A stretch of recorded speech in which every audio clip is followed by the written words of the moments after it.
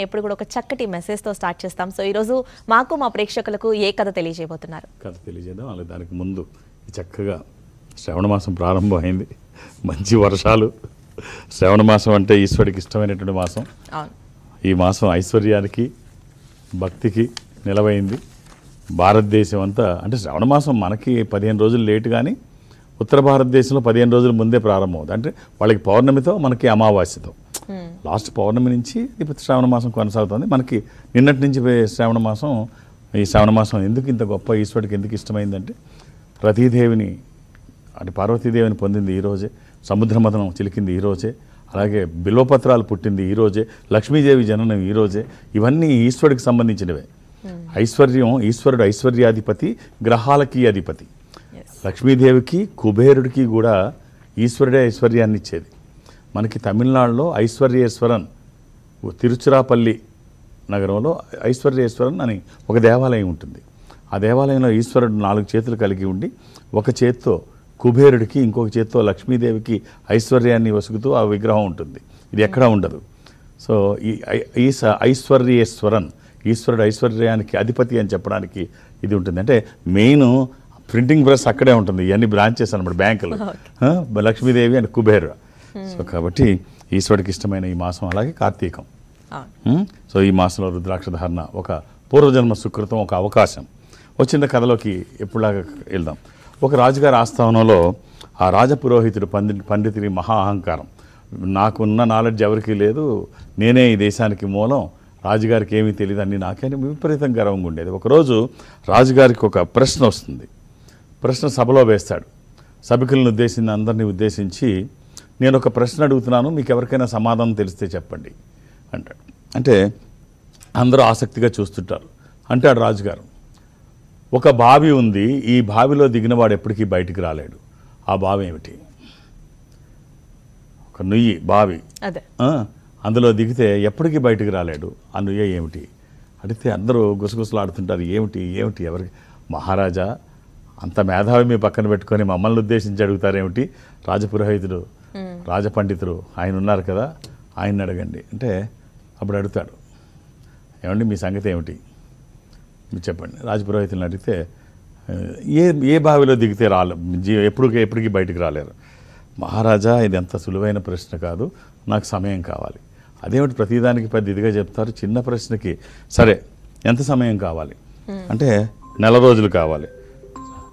1 రోజులు కావాలంటే సరే ఈ 1 రోజుల సమయం తీసుకో, కానీ ఒక కండిషన్, 1 రోజుల్లో కనుక నువ్వు ఈ ప్రశ్నకి సమాధానం చెప్పకపోతే ఇప్పుడు దాకా నీకు ఇచ్చిన బెనిఫిట్స్ రేపటి నుంచి ఏముండవు. నీ పదవి ఉండదు. రేపటి నుంచి నువ్వు ఈ దేశాన్ని విడిచిపెట్టి వెళ్ళాలి. అంటే ఆ రోజు ఎప్పుడైతే చెప్పలేకపోతావు ఆఫ్టర్ 1 మంత్ నీకు ఇవేమీ ఉండవు, ఈ దేశంలో నువ్వు ఉండవు, నీ పదవి ఉండదు. అంటే అహంకారానికి పులి స్టాప్ పెడదామని. సరే తిరుగుతాడు. ఎక్కడ చూసినా ఏమీ అవకాశం, గ్రంథాలు చదువుతాడు, ఎక్కడ చదివినా దానికి ఆన్సర్ దొరకట్లేదు.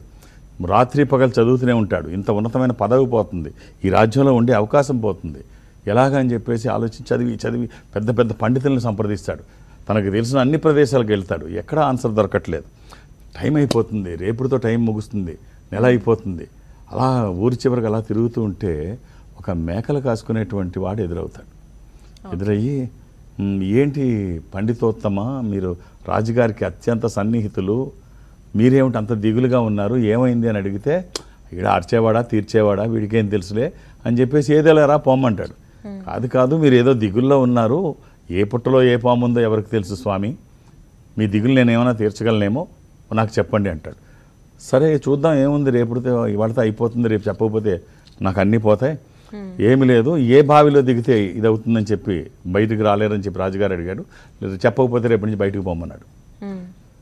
అదే బాధ. అంటే దీనికోసం ఇంత దిగులు ఎందుకండి, చిన్న ప్రశ్నకి ఇంత దిగులు పడిపోవాలా? నా దగ్గర ఆన్సర్ ఉంది.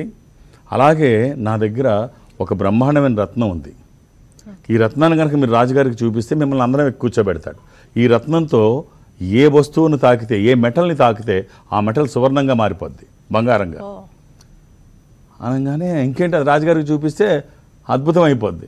రాజుగారు నాకు పదవి ఇవ్వకపోయినా బంగారం వచ్చుకొని ఎక్కడికన్నా ఏ దేశం వెళ్ళిపోయినా రాజుగారిని మించిన ఐశ్వర్యం వస్తుంది. సరే అది నాకు ఇవ్వంటాడు. ఇస్తాను. అలాగే ఇవ్వాలంటే మీరు ఓ పని చేయాలి, నాకు శిష్యుడిగా ఉండాలి. ఇంత బతి ఇంత పాండిత్యం నేర్చుకొని ఈ మేకలు కాసేవాడికి శిష్యుడిని ఏమిటి కోపం వస్తుంది. కోపం వచ్చి ఇంకేమి చేయలేని పరిస్థితి, నీకు అవసరం లేకపోతే వెళ్ళిపో, నేనేమి నిన్ను రమ్మన్నా. అబ్బాయి రేపు పొద్దున్న మళ్ళీ ప్రాబ్లం వస్తుంది అని చెప్పేసి సరే ఒప్పుకుంటాడు శిష్యుడిగా. రేపు నుంచి నేను నిర్దేశించిన ఆహారమే నువ్వు తీసుకోవాలి అంటే ఒక పక్క కోపం వస్తుంటుంది, ఏం చేయలేడు. అవి నేను మేకపాలే తాగుతాను, నేను తాగిన తర్వాతే నువ్వు తాగాలి, అవి కూడా నేను తాగి వదిలినవి. అంటే కాంటపట్టి పరిస్థితి ఒప్పుకుంటాడు. నేను భోజనం చేసిన తర్వాతే నువ్వు భోజనం చేయాలి, అది నేను విడిచిపెట్టిన భోజనమే, ఎంగిలి భోజనం. నా పాదరక్షల దగ్గర నుంచి అన్నీ నువ్వే రెడీ చేయాలి, నేనేది సమకూర్చుకోను, అన్నిటికీ రెడీ అవుతాడు.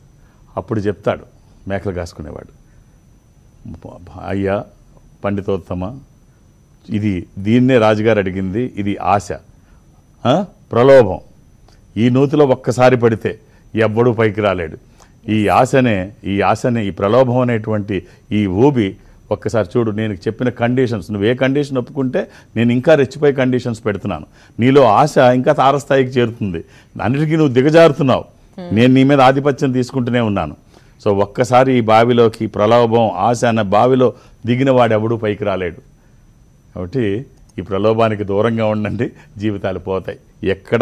ఎక్కడ ఆగాలో ఎక్కడ ఎదగాలో తెలిస్తేనే జీవితం ఉంటుంది, లేకపోతే ఆశకి ప్రలోభాలకి లోనైతే భవిష్యత్తు ఉంటుంది.